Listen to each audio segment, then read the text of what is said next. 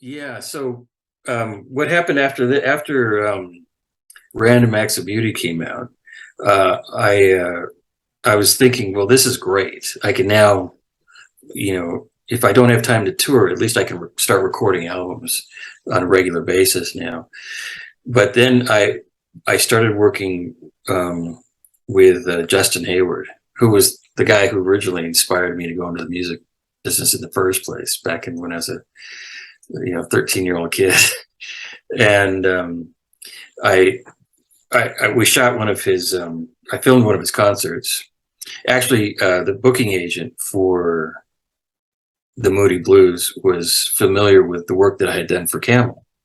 Wow. So they had seen the Camel videos and were impressed by them and asked me to do something with the Moody Blues.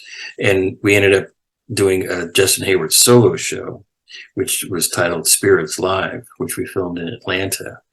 Yep. And now by this time, my family was all grown, and so I could now travel freely. And so I followed Justin on the last part. It was his first solo tour, and it was his first tour that he had done as kind of an acoustic act. And so I was able to follow him from Washington, D.C. all the way down to Atlanta and film a lot of the behind the scenes things. And then we filmed the very last show of the tour in Atlanta, and that became the Spirits Live Blu-ray. And it also became a PBS television special. And then I did a documentary on the behind the scenes of on the road for the tour. And then things just got crazy after that, I mean, if you do a PBS documentary and behind the scenes and playing with Hayward, and that if you were busy before, now you became very, very busy. Oh, now it was insane. Yeah. Now you need a secretary to answer your email, yes. Picking up the phone because you were busier than ever. Yeah, we did. Well, because it was picked up by PBS, the PBS television network. They wanted some more videos that they could use in their fundraising. So I did 2 more videos for Justin Hayward. And those had to come out very, very quickly. We did a documentary, which won an award on the sort of the history of Nights in White Satin, his classic song, and another concert video. And then he wanted to do another video after that. We shot another concert in Florida the following year. And that was at the time when we were getting ready to do this. We're in the planning stages of doing a movie called The Wind of Heaven, which is the Justin Hayward Wind of Heaven. Right. Yeah. And so I had started writing a song for the theme for this movie, and Justin agreed to co-write it with me and then perform it, and he recorded it, and then that song got put onto the Florida concert DVD, and we did a very elaborate music video for that song as well, and we had a world premiere of it in Boston, and it was just one thing after another. But Justin, it was an amazing man, just wonderful man. I mean, well, you can tell by the types of songs that he writes, what a wonderful guy, what a wonderful heart he has. And a person who writes that type of music cannot be a bad person, right. Arrogant person or whatever. Right. So, right. It takes a special person to write special songs, I suppose, Well, I'll tell you what, you run the risk when you end up meeting or work, in my case, meeting and working with your heroes, you run the risk of them maybe not being the type of person you thought that they were. But I can honestly say that both Andy Latimer and Justin Hayward were, and now Steve Hackett and other people I'm working with, all of these people are just amazing people. They're just, and Alan Parsons is just, I'm amazed. I'm very lucky that the people that I admired when I was a kid, yeah, all turned out to be wonderful people. I know exactly I know exactly what you mean. And yeah, with Steve Hackett. And I remember during the pandemic, I was putting the radio together, and I began calling people. Nobody was replying back, and I exchanged a couple email with Steve Hackett. I said, "Well, I want to do something good in the world. Let me put it to you this way." And I own all the music that I play on the radio. I'm paying music rights uh, to organization United States. I It's not bootleg. I own the stuff because I have good collection. I want to put like a nice interface. I would never charge a penny for any of the radio. I would never have an advertisement on the radio. Mm-hmm. They're going to be 24-hour days. So whether you're in Tokyo or in Buenos Aires, Argentina, you can listen to good music in any of the radios. I'm broadcasting a better quality of Spotify. Yeah. And I want to start interview with people. And he said, "Well, you pay for everything. What's the catch here?" No, there's no catch. I do it because that's my passion, my part-time job. I have a well-paid job during the day, and I wanted to do it to create in a way a music legacy. At the time, he was my first interview, and I said, "Yeah, okay, let's go for it." Yeah. And then I don't know what the second, but the third interview was with another guy from Genesis. Used to be with Genesis before. Steve was Anthony Phillips. Oh yeah. Uh-huh. And then number 4 was Annie Haslam. I see a nice poster that you have here. And the rest is history. I got on the way. At the beginning, I thought, man, these people wouldn't be able to perhaps understand my accent or this or that, and because I don't play any instrument and I don't know how to read music, but I was prepared for the interview and I got lucky along the way. The rest is history. I meet people like yourself. So your interviews are fantastic. I mean, you're definitely you know what you're talking about, and you have a feel for the you can tell you have a feel for the music. I have a passion for music. Yeah, as I mentioned many times before. I this is like therapy for me. I really like this stuff. I'm not a musician, but I don't know. I've been listening to music 3-4 hours a day for the last 50 years. So I have a wide range of stuff that I like. Right. I do that because there is a passion, right? Sometimes you need to do stuff at your job because your boss tell you to do it. But music is my own time. I can do whatever I want. And the other day, I ended up having an interview with someone at People from Dead Can Dance at 4:00 in the morning. And my wife told me, "Are you nuts? Why are you waking up?" Well, because I need to call Lisa Gerard from Dead Can Dance. Who is she? Well, she didn't understand who she was. And I was so happy to call her at 4:00 in the morning. I don't know. Or some people sometimes I call people in Japan at 3:00 in the morning or 12 or whatever the time. And I'm very lucky to do this stuff, man. So I'm very happy. So then after that, your 4th album came about, right? The Sound of Dreams. Is that correct? Yeah. Yes. So yeah, and during this whole time I was working with Justin Hayward, I was trying to get the album going, and it was just so, and there were so many other projects as well. It was very difficult to get it going, and unlike Random Acts of Beauty, The Sound of Dreams was a very difficult album to do because Random Acts was very simple. It was just me and my son in our little studio, and then Andy sending me his tracks, and that was it. This album had all these guest appearances on it, and it was recorded at a bunch of different studios, and it was very hard to coordinate it. And plus, I was far more busy now than I was before, so it was a very difficult album to try to get it finished. But it turned out wonderful, and it just kind of snowballed. There was the song that Justin and I had recorded, "The Wind of Heaven." Now that song had already appeared on Justin's Greatest Hits album, All the Way, but we had a different version of it that was longer that he allowed me to go ahead and put on this album, The Sound of Dreams. And then from there, it just snowballed. I asked Steve Hackett, who I had met a number of years earlier, if he'd like to play in it. He said, sure. And then there was a drummer by the name of Jeff O'Keefe who knew Annie Haslam. And so he put me in touch with Annie Haslam, and I asked her if she wanted to appear on it, and she said yes. And then she introduced me to Billy Sherwood, you know, the bass player for Yes, and who had replaced Chris Squire. And Billy actually lives not too far, you know, in Southern California here. So we hit it off really well. And Billy agreed to be on the album as well. And it just, and I'm thinking, how is this all coming together? You can't plan something like this. Of course not. Yeah. Who can get Justin Hayward and Steve Hackett to be on the same album, right?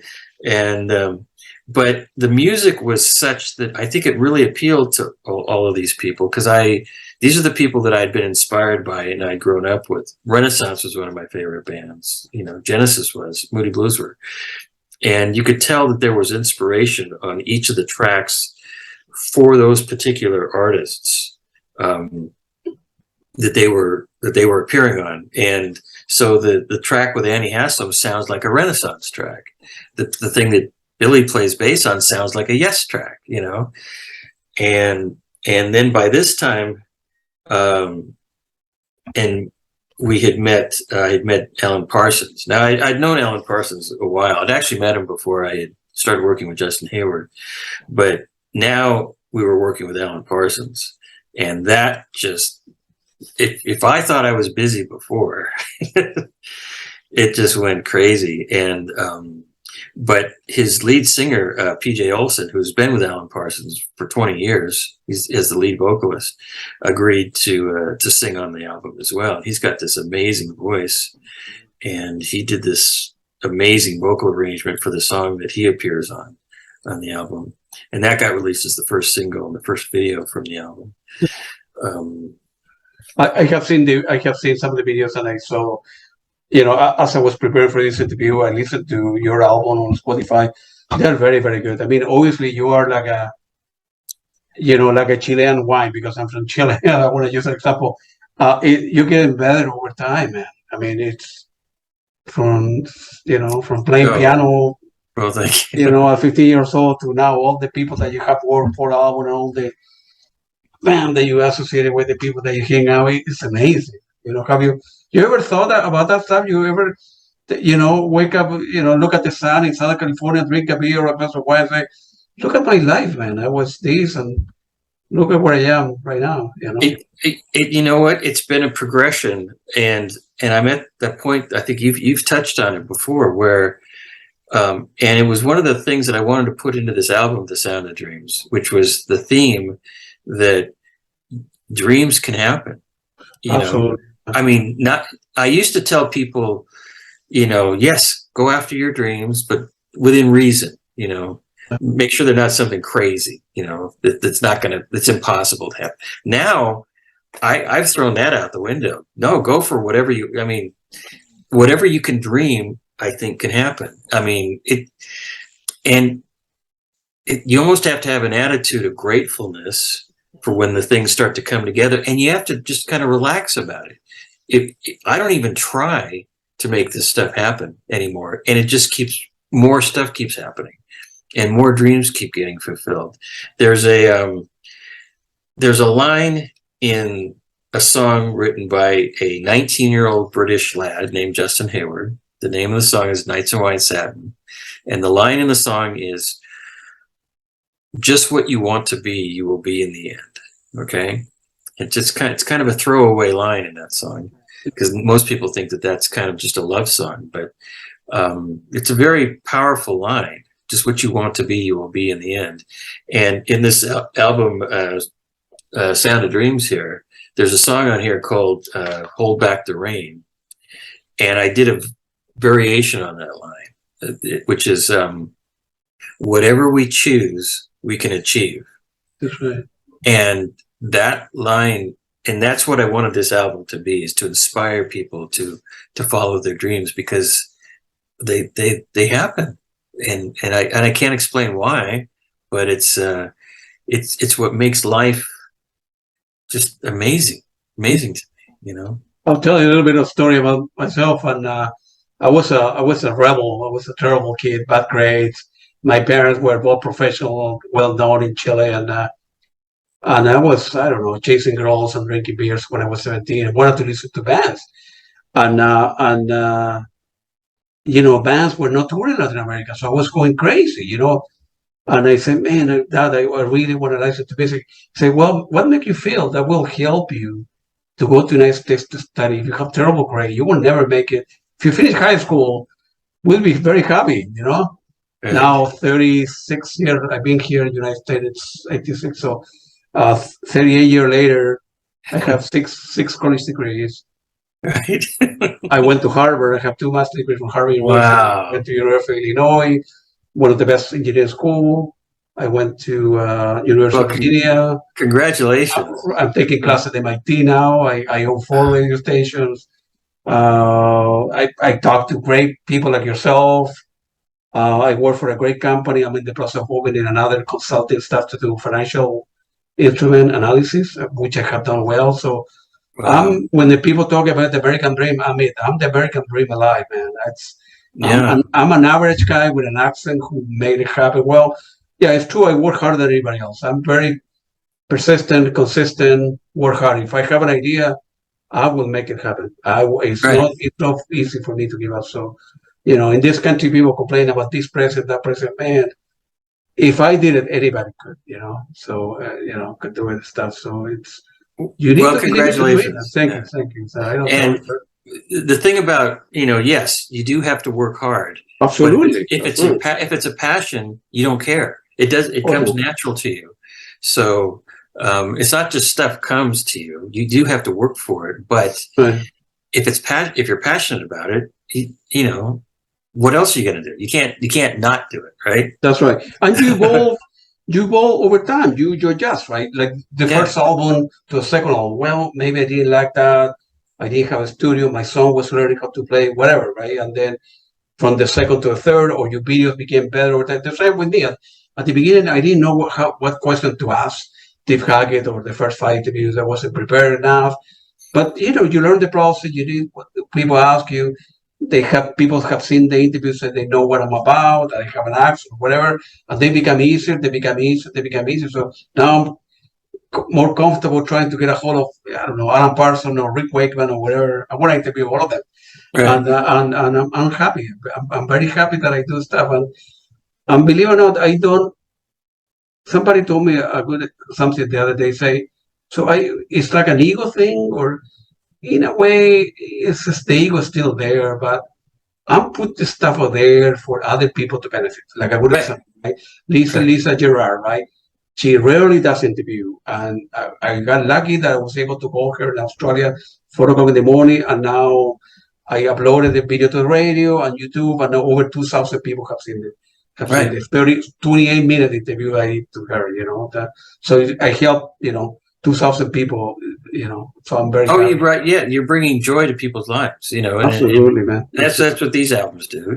I love doing it, but other people love listening to it. So you're helping other people.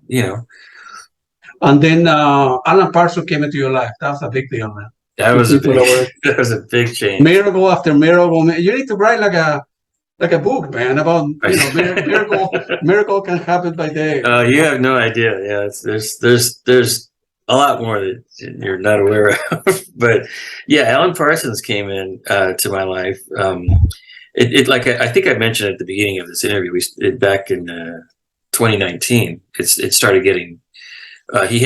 We went on tour with him. Basically, we went to Europe.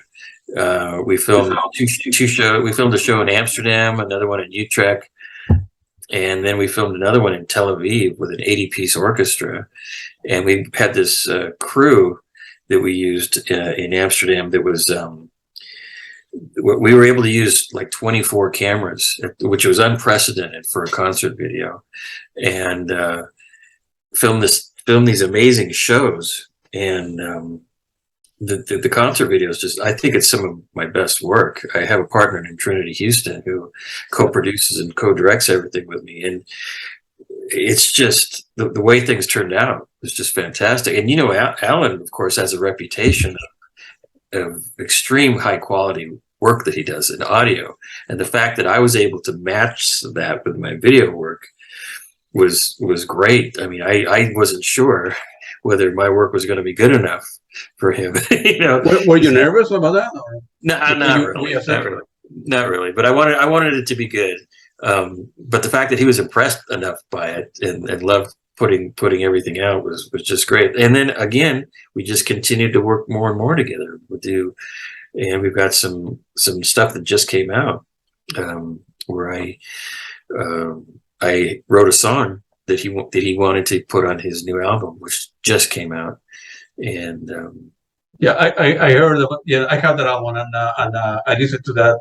I think you're referring to the song, I think I Won't Be Led Astray, I believe it's yes, called. I Won't Be Led Astray. Yeah. Yeah, that's beautiful, man. It's very good quality. I mean, like, I can tell you, I listened to many bands, and that's, I recognize with quality work, man. So. Oh, thank you. Yeah, I mean, to have one of your songs produced by Alan Parsons and included on his album, and then we ended up shooting the video for this song, with Alan wanted to bring in David Pack, his old friend from Ambrosia. Now, you remember, Alan engineered the very first Ambrosia album back in 1975, and then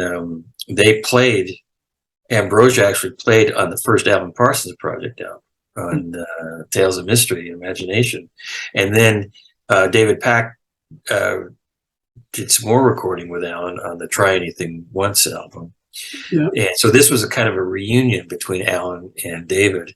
So I was up there with the film crew, to get this reunion and to shoot the music video in Alan's studio up there in Santa Barbara.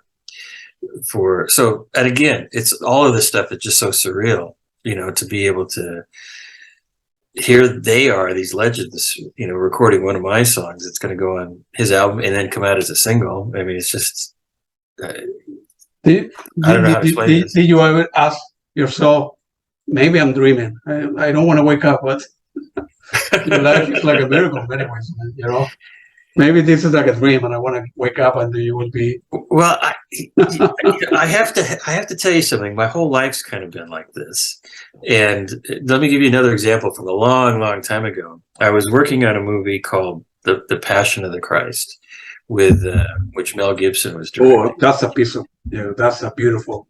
We were filming it in we were filming it in Rome, and what they had done is they'd taken we were filming it on the Cinecittà studio lot, and they had built a replica of the city of Jerusalem on this movie lot. And the walls were like 30-40 feet high. So you couldn't see, it blocked out the rest of the studio and the rest of the city.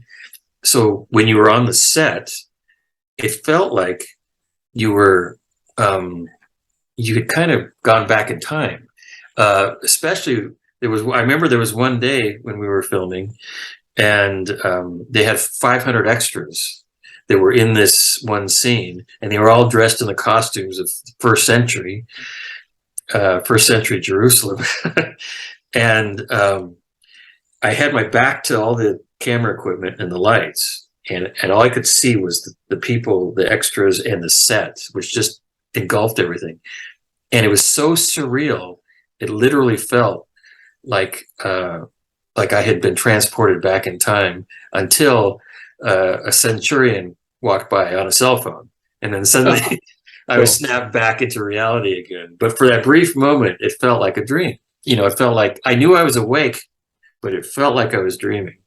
And that's the way a lot of this stuff happens for me. It's been one events like this over and over again, where I know I'm awake, but it just doesn't seem like it. Maybe you should look into what they're called lucid dreaming. Yes, I know about lucid dreaming. Yeah, it's like a dream within a dream. The music, the movie is unbelievable. Yeah, I know. I have seen the movie all the time, and the soundtrack is unbelievable too. Somehow Mel Gibson, I think, got like a bad rep. He makes some comment about this or that way up to criticize, but he's a very good person for what I heard. Of course, I never met the guy, but I don't know. I mean, everybody has opinions. I can vouch for the fact that he's a very nice person. I just had lunch with him a couple of weeks ago, and he's not what I think a lot of people try to portray him to be. He's human, but he's a great artist. He knows his craft. Very good. Yeah. Oh my, he is one amazingly talented filmmaker. That's for sure. And Are you a religious person at all, or I don't know if you follow any? well, I try to keep. I mean, you can tell by my music that there's maybe a spiritual element to the music or the melodies. You can kind of tell that. I try to weave inspiring. I try to be inspiring with my writing, and I try to. I just I really would like. I don't want to do anything that has a negative impact on people, if that makes sense, So I try to be very careful with I feel I have a responsibility with my writing, and I want to be able to, on the projects that I do, that that I don't want to leave a negative impact on this world, A good question. I'm going to be seeing Roy Waters on Tuesday. I have seen Roy Waters many times. Of course, he's a very well-known person, and the band where he's coming from is very. What's your take on musician taking politics into the shows? And what's your take? Should they do it? Shouldn't do it? I don't know. What do you think about it? I have mixed feelings about it. I try not to. I don't. For me, I don't like to say anything publicly about that, because I just want people to enjoy the music, and I don't want to. I have fans completely across the board, and everybody. I mean, I love all people, and I don't. I don't feel, for me, that I want to bring any kind of a political message to anything that I do in regards to promoting the music or anything like that. Having said that, I think people should have the freedom to do whatever they want to do. I don't believe in restricting people. If they want to speak out, that's great. If they don't, then that's great. For me, somehow, I don't know. They shouldn't mix. I mean, if you go and see a show, it should be about the music and about Pink Floyd and the hits, not putting political message. It should be up to the individual who attend the show. Right. You understand, well, you are old enough to, you like this president, you don't like the president, you like politics, what are you doing to change anything about it? Well, but he happens to be in a position where, because he's well-known person, to do that kind of stuff. But I had mixed feelings about that stuff. Well, we just had a kind of I wasn't involved in this, but I was around it when it was happening. We did we filmed this concert with Alan Parsons in Tel Aviv, with the Israel Philharmonic Orchestra. Just an absolutely gorgeous sound and show and everything. It was one of the most amazing experiences of my life. And as you know, Roger Waters from Pink Floyd tried to discourage Alan from playing that show, and it was and Alan just said, "Look, music can bring people together. Just you can't restrict. We'll play for anybody. It doesn't. You shouldn't be limiting where music goes." And so, I can understand people's feelings about things, but it's I think it's best. I think your attitude, I think, is the best way. Just let people enjoy the music. That's right. Well, if look at, I don't know what music come from or what it is, but for me, it takes me places. I put my headphone, I drink a beer or whatever, and I go places with music, whether it's your type of music or other band music, because I listen to a lot of stuff, and it can bring happiness to me. I don't know. Look at the mess in Ukraine. If it were up to me, I will bring a lot of records and CDs to put in and say, okay, please listen to 4 hours of the stuff, and chill out. Chill out, rethink about what you're doing, or killing people or this or that. It's crazy. We live in crazy. More people need good music. That's my motto. No, you're right. The world can be a better place. It's crazy that who really what he is telling Alan Parsons that he could not tour in Tel Aviv because maybe I don't know I don't know. I don't want to say this on the record, but it's it's music can really bring happiness, man. And Yeah. it's a beautiful. Where do you think? I mean, you have done great stuff, and you have worked with so many famous people, and you've been very lucky, very fortunate to do well in your life and everything, fall into place. Looking back in your life, anything you could have done differently, or No, I think everything that's happened has led exactly where it should. yeah, So, like I said, that's why I wasn't, even though I may have been discouraged back in 1982 when I was trying to get a record deal and they were telling me no, that was the right thing that happened back then. You know what I mean? Yeah. So, no, I wouldn't have done anything differently. Everything's where it should be right now. Exactly. As a producer and all the people that you work, where you think that in general, what does it take to survive in the music business? It's besides hard work and dedication, and what other? Oh, see, now I don't know. I don't know. See, you did it. well, but I'm not making a living doing music. You see, and that's a big thing because music is a passion. Would I if I had been a musician as my profession, would I have had to compromise the style of music that I write in order to make a living at it? And I don't think I could have done that. I don't think I could, because the whole reason for being or enjoying a certain style of music is to get that emotional feeling you get from it. So when it becomes necessary to do something outside of that in order to make a living, I think would have been difficult. So I'm very fortunate. In film, I don't care because there's so many different aspects of filming I can do and enjoy all of that. But with music, there's a certain passion about it that I wouldn't have been able to compromise.